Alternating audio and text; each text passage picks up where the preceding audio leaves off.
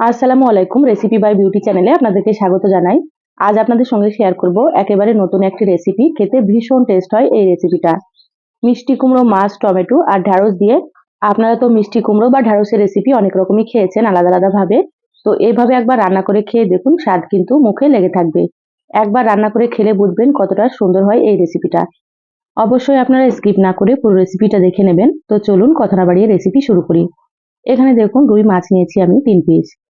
আমি এখানে পেটি মাছ নিয়েছি। তো এখানে রুই মাছ নিয়েছি, আপনারা যে কোনো মাছ নিতে পারেন। আপনাদের পছন্দ মতো মাছ এখানে নিয়ে নেবেন। এবার এখানে দেখুন মিষ্টি কুমড়ো নিয়েছি আমি 250 গ্রাম মতো। তো মিষ্টি কুমড়োগুলোকে হালকা একটু মোটা রেখে কেটে নিয়েছি। এভাবে একটু বড় বড় করে আপনারা কেটে নেবেন। আর এখানে দেখুন মিডিয়াম সাইজের একটা টমেটো কেটে নিয়েছি। টমেটো দিলে কিন্তু রেসিপিটা খেতে খুবই ভালো লাগে। আর এখানে নিয়েছি 250 গ্রাম মতো ঢ্যাঁড়স। তো যে ঢ্যাঁড়সগুলো একটু ছোট ছিল সেগুলো গোটা রেখেছি। আর যেগুলো একটু বড় ছিল সেগুলো কিন্তু 2 টুকরো করে কেটে নিয়েছি। আপনারাও ঢ্যাঁড়সগুলো এভাবে একটু বড় বড় করে কেটে নেবেন। তো এখানে সবকিছু আমি আমার পরিমাণ মতো নিয়ে নিয়েছি। আপনাদের যতটা প্রয়োজন সেইভাবে করে আপনারা নিয়ে নেবেন। এবার এগুলোকে সাইডে রেখে দিচ্ছি। এবার এখানে দেখুন একটা প্লেট নিয়েছি, প্লেটে আমি মাছগুলো নিয়ে নিচ্ছি। সম্পূর্ণ মাছগুলো নিয়ে নিলাম। এবার মাছের মধ্যে দিয়ে দিচ্ছি সামান্য একটু লবণ,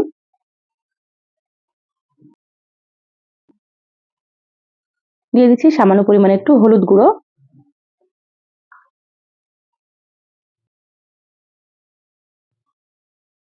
তো এখানে অল্প একটু দিয়ে দিচ্ছি মরিচের গুঁড়ো। এবার মশলাগুলোকে মাছের সঙ্গে হাত দিয়ে খুব ভালোভাবে মাখিয়ে নেব। সুন্দর করে হাত দিয়ে মাখিয়ে নিতে হবে, তাহলে কিন্তু মাছটা খেতে অনেক বেশি ভালো লাগবে। তো এই কাজটা আপনারা হাত দিয়ে করে নেবেন। তো যারা ভিডিওটি ইউটিউব চ্যানেল থেকে নতুন দেখছেন, প্লিজ চ্যানেলটা সাবস্ক্রাইব করে চ্যানেলের সাথেই থাকবেন।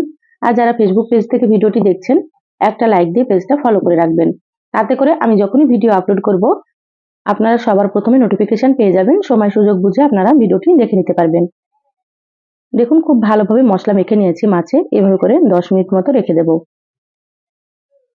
10 মিনিট পর গ্যাস অন করে কড়াই দিয়ে দিলাম। কড়াই দিয়ে দিচ্ছি সর্ষের তেল। এখানে আমি 3 টেবিল চামচ সর্ষের তেল দিয়ে দিলাম।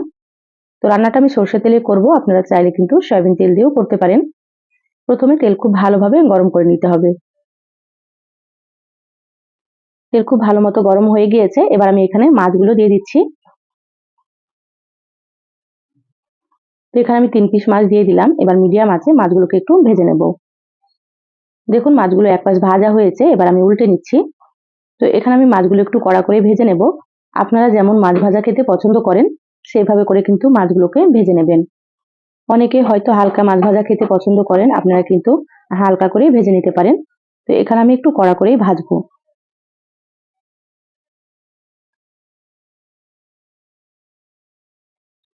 মাছগুলো আমি সময় নিয়ে উল্টে পাল্টে খুব ভালো মতো ভেজে নিয়েছি। ভাজা হয়ে গিয়েছে, এবার আমি মাছগুলোকে প্লেটে তুলে নিচ্ছি।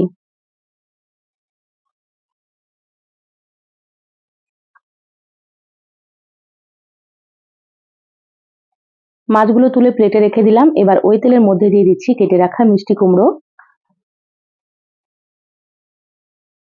সম্পূর্ণ মিষ্টি কুমড়োগুলো দিয়ে দিলাম। এবার গ্যাসের আঁচ হাই হিটে রেখে 1 থেকে 2 মিনিট মতো মিষ্টি কুমড়োগুলোকে ভেজে নেব। অবশ্যই কিন্তু মিষ্টি কুমড়ো ভেজে নিতে হবে, তাহলে রান্নাটা খেতে অনেক বেশি ভালো লাগবে।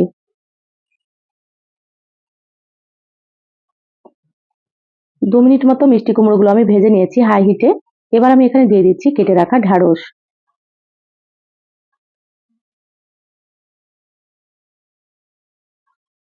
এখানে আমি সম্পূর্ণ ঢ্যাঁড়সগুলো দিয়ে দিলাম।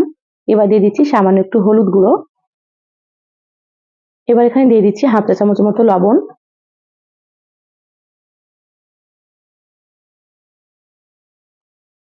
গ্যাসের আঁচ হাই হিটে রেখে মিষ্টি কুমড়ো আর ঢ্যাঁড়সগুলোকে আবারও 2 থেকে 3 মিনিট মতো ভেজে নেব।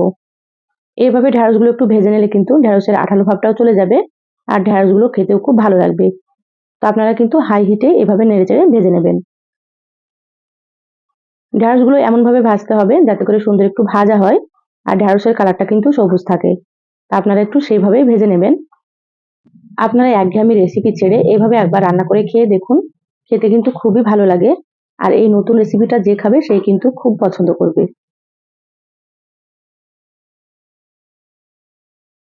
দেখুন আস্তে আস্তে ঢ্যাঁড়সের কালারটা কিন্তু অনেকটাই চেঞ্জ হয়ে গিয়েছে। আর ঢেঁড়স আর মিষ্টি কুমড়োগুলো ভাজা হয়ে গিয়েছে। এবার আমি প্লেটে তুলে নিচ্ছি। এর থেকে আপনারা কিন্তু বেশি ভাজবেন না, এইভাবেই ভেজে নেবেন।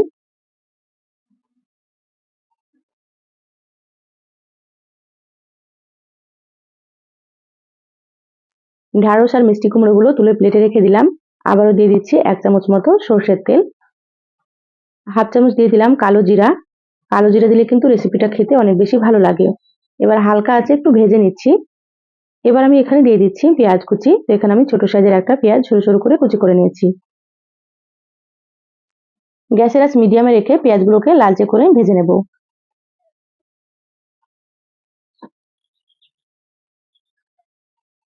দেখুন পেঁয়াজের কালারটা অনেকটাই চেঞ্জ হয়ে গিয়েছে আর পেঁয়াজগুলো ভাজা হয়ে গিয়েছে। এবার আমি এখানে দিয়ে দিচ্ছি একটা পেঁয়াজ আর 3টে কাঁচামরিচ বেটে নিয়েছি। এবার এখানে দিয়ে দিচ্ছি হাফ চা চামচ আদা বাটা আর সামান্য পরিমাণে একটু দিয়ে দিচ্ছি রসুন বাটা। এখানে আপনারা কিন্তু ঝালের পরিমাণটা কম বেশি করে নেবেন, আপনাদের পছন্দ মতো ঝাল এখানে দিয়ে দেবেন। আর অবশ্যই এখানে পেঁয়াজ বাটা দিয়ে দেবেন। পেঁয়াজ বাটা দিলে কিন্তু রেসিপিটা খেতে অনেক বেশি মজা হয়।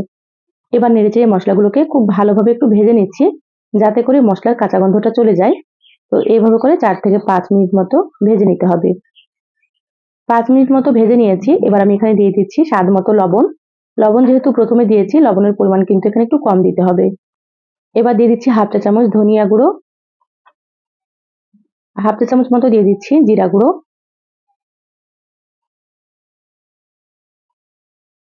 সামান্য পরিমাণে একটু দিয়ে দিচ্ছি হলুদ গুঁড়ো।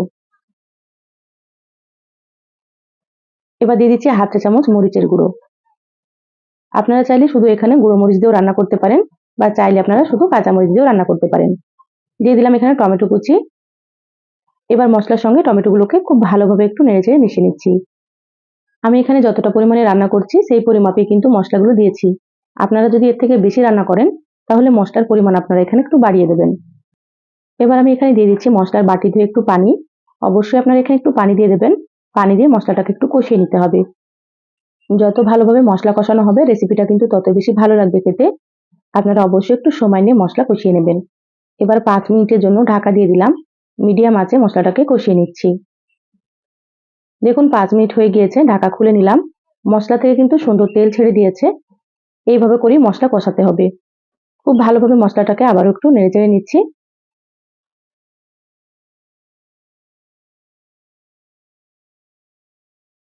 এবার আমি এখানে দিয়ে দিচ্ছি ভেজে রাখা মিষ্টি কুমড়ো আর ঢেঁড়স। আবারও মশলার সঙ্গে 1 মিনিট মতো কষিয়ে নেব।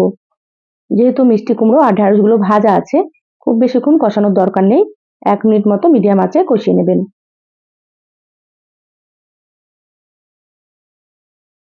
দেখুন 1 মিনিট মতো কষিয়ে নিয়েছি। এবার আমি এখানে দিয়ে দিচ্ছি পরিমাণ মতো ঝোলের পানি। তো এখানে ফুটন্ত গরম পানি দিয়েছি। আপনারা কিন্তু অবশ্যই এখানে গরম পানি দিয়ে দেবেন। গরম পানি দিলে রান্নাটা খেতে অনেক বেশি ভালো লাগবে আর সবজিগুলো কিন্তু খুব তাড়াতাড়ি সেদ্ধ হয়ে যাবে। এখানে আমি 2 কাপ পরিমাণে পানি দিয়ে দিলাম। আপনারা যেমন ঝোল রাখতে পছন্দ করবেন সেইভাবে করেই পানি দিয়ে দেবেন। এবার আমি এখানে ভেজে রাখা মাছগুলো দিয়ে দিচ্ছি। এখানে মাছগুলো দিয়ে দিলাম। মাছ দেওয়ার পরে আবারও খুব ভালোভাবে একটু নেড়েচেড়ে নিচ্ছি।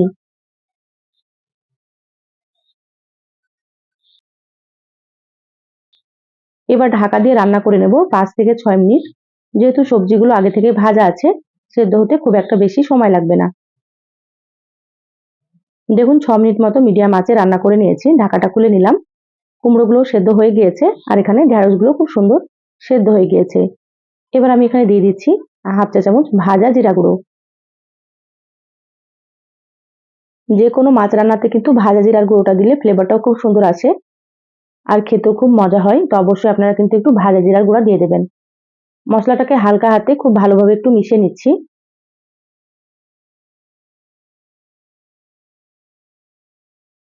দেখুন মশলা খুব ভালো মতো মেশানো হয়ে গিয়েছে। গ্যাস বন্ধ করে দিলাম। এবার ঢাকা দিয়ে 5 মিনিট রেখে তারপরে আপনাদেরকে দেখাচ্ছি। দেখুন 5 মিনিট পর বলে ঢেলে নিয়েছি। মাশাআল্লাহ কতটা সুন্দর হয়েছে রেসিপিটা। আপনারা হয়তো দেখেই বুঝতে পারছেন। তা আপনারা অবশ্যই কিন্তু এভাবে একবার হলেও রান্না করে খেয়ে দেখবেন। বাড়ির ছোট থেকে বড় সকলেই কিন্তু খুব পছন্দ করবে। মিষ্টি কুমড়ো আর মাছ দিয়ে যে এত সুন্দর রেসিপি হয়, একবার না খেলে আপনারা বুঝবেন না। এই সহজ রেসিপিটা কেমন লাগলো চ্যানেলের কমেন্ট বক্সে কমেন্ট করে জানাবেন। ভালো লাগলে একটা লাইক দিয়ে যতটা সম্ভব ভিডিওটা আপনারা শেয়ার করে দিবেন। সবাই ভালো থাকবেন, সুস্থ থাকবেন। ফিরে আসবো আবারও কোনো নতুন রেসিপি নিয়ে। ধন্যবাদ সবাইকে। আল্লাহ হাফিজ।